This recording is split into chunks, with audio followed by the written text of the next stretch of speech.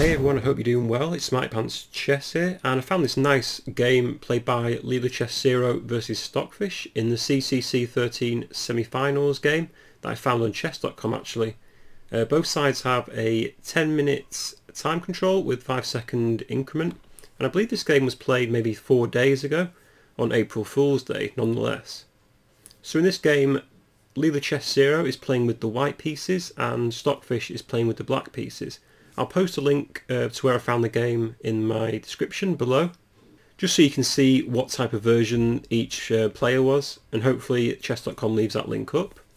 So the game began with d4, knight to f6, c4, c5, and these are all book moves by the way. So we get d5, e5, knight c3, d6, e4, we get to a Benonis after g6 and f3, there's knight bd7 and then bishop to e3, and after a6, white goes knight to h3, and then there's rook b8. And this is the end of the book moves for both sides. And to be honest, I've run this through Stockfish 10 and it actually gave white as +1 here. So I think we've established before that the Benonis is actually quite a bad opening to play for engines anyway. So here white continued with queen d2. So using this bishop and queen battery, maybe going to play bishop h6 if black castles kingside. And I thought maybe black could play b5 straight away, but my eyes were deceiving me because after knight takes b5, white just wins a pawn. So for obvious reasons, Stockfish played knight to b6 instead, hitting this c4 pawn, causing white a bit of issues. But Leela just plays knight to f2 because the bishop was hitting that knight, thanks to the knight moving to b6. Knight h5 is played by Stockfish, and Leela goes in for this a4 push. So preparing the move a5, I'm going to try and kick this b6 knight away. Stockfish continued with bishop g7 just developing. Leela develops their bishop onto d3. Now technically this bishop is absolutely abysmal at the moment because it's trapped behind this wall of pawns. However, saying that, black's bishop here on g7 is no better, trapped behind the d6 and e5 pawns, and white's bishop on e3 stops it coming to h6 for the time being. So Stockfish actually continues with knight to f4, hitting g2.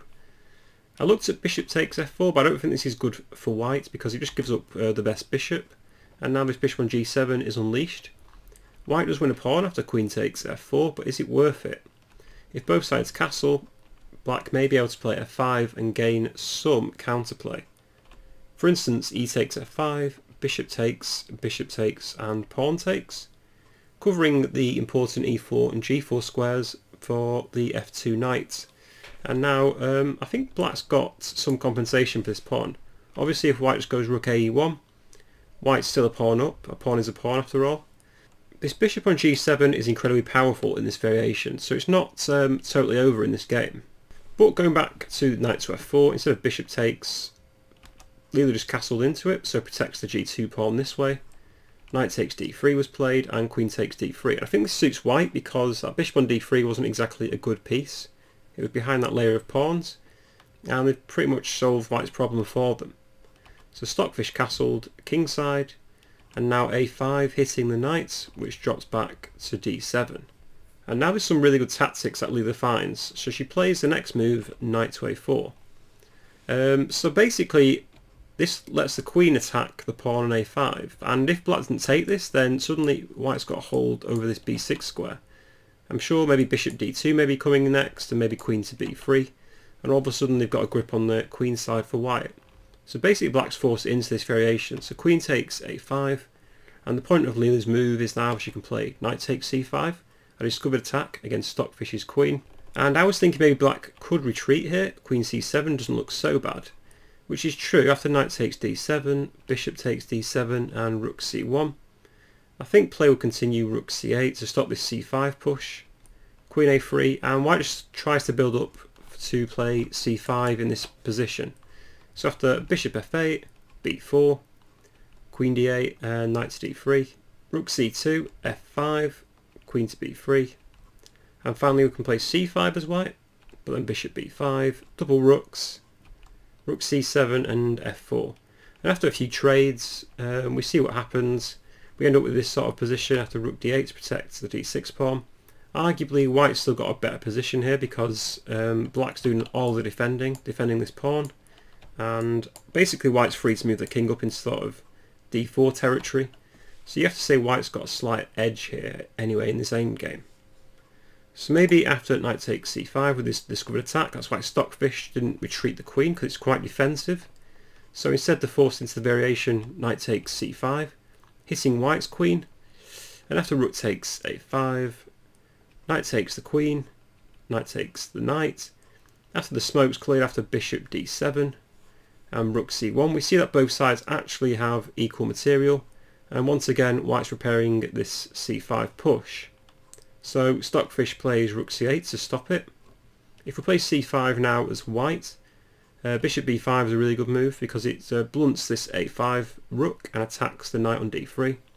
White will be forced maybe to play rook a3, and after takes on c5, knight takes bishop f8, pinning the knight on c5. I think black's actually got back into the game because they've got the two bishops. To be honest, white's got no advantage whatsoever here. So after rook c8, Leela plays rook to a1, Stockfish plays f5, and Leela just plays king f2. So everything's defended and Leela's free to move the king up into a optimum position. Bishop f8 is played, king e1, rook a8, and now white plays b4. So stops black from playing a5 and also supports his push of c5 once again. Stockfish goes bishop e8 and then king d2 from Leela. So white's got an optimal position once again, preparing this c5 push. I guess all white maybe needs to do next is to possibly double rooks, and then they can engage this c5 move. And this is the way maybe Leela's going to win the game. So Stockfish doubles, plays rook c7, preparing to double rooks. So instead of playing for c5 now, Leela actually changes plan. Rook c7 has the weakness that it just left this a8 rook exposed, so this allows Leela to play b5, pinning the pawn on a6, and rook a c8 is played. So two rooks now attacking c4. And as I say, the tactics are actually still in Leela's favour. Now it was possible for Leela to take this pawn off on a6 with pawn takes, and play knight to b2. After rook b7, play king c3, and after a trade of pawns, rook a8 to protect a6. White's probably still got the advantage after knight d1, a5, and rook to b1. And if there's a trade after bishop d7, white can gain the advantage once again with bishop c1. Prepare bishop a3 to attack this weak d6 pawn, and basically infiltrate with the rook to b7, and white's got a nice advantage in this endgame. However, Leela didn't play b takes a6. Instead he found another clever move, b6, hitting the rook on c7. Now the plan is here, after rook takes c4, rook takes c4, and rook takes again.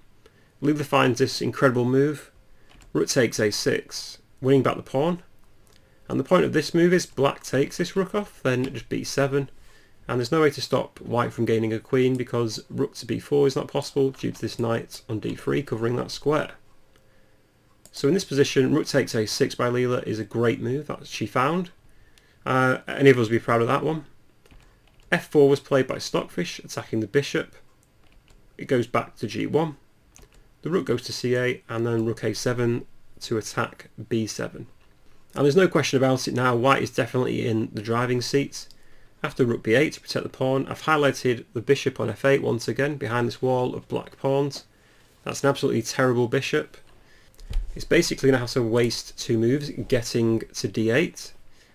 And in the meantime, white can play knight c1, bishop d7, knight to b3, bishop c8 and knight to a5. So all of a sudden, two white pieces converging on this b7 weakness with two black pieces defending it. And if black's not careful, white may be able to get them in zugzwang here, which would be terrible in this endgame. So bishop e7, and actually Leela finds another great move. What would you play in this position? I wonder if you could find what Leela played. She actually sacrificed the knight, knight c6, hitting the rook and the bishop.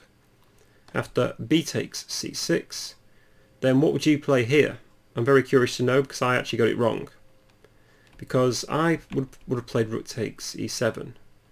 But after c takes d5, pawn takes d5 and bishop b7, white is still obviously winning this game. However, it's not as good as what happened in the game. As we'll see here, it's much better to play now d takes c6 rather than take the bishop. because now 2 pawns are converging on this rook and bishop.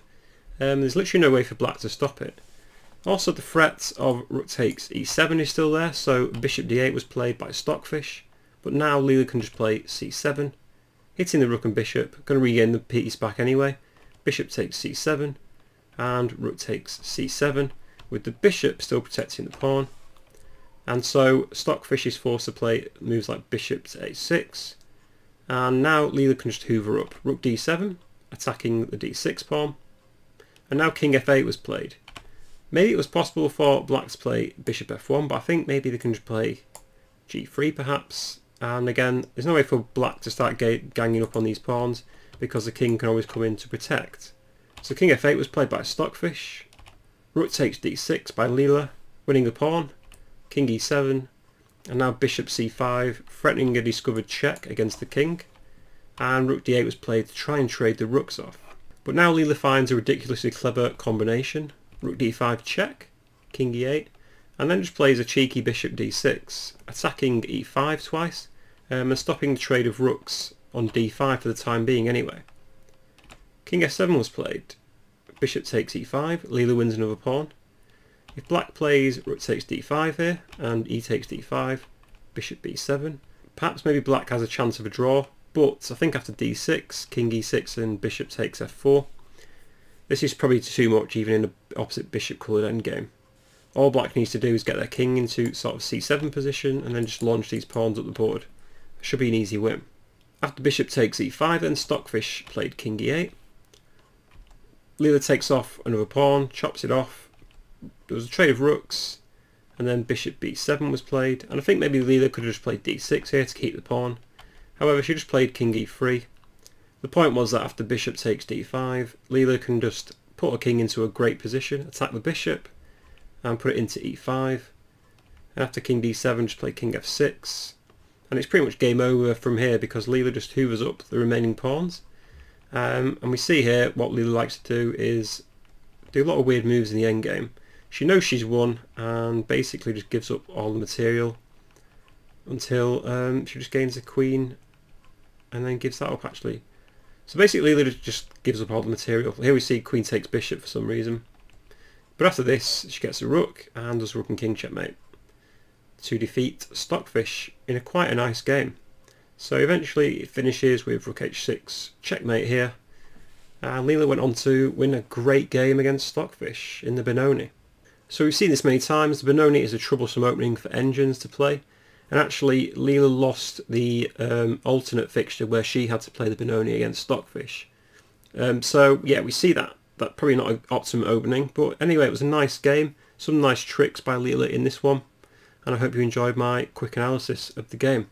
If you did, please drop a like, maybe comment as well if you get the chance, or subscribe if you haven't already. And I hope you all are staying safe at home, and hopefully I'll see you in the next video. See you later.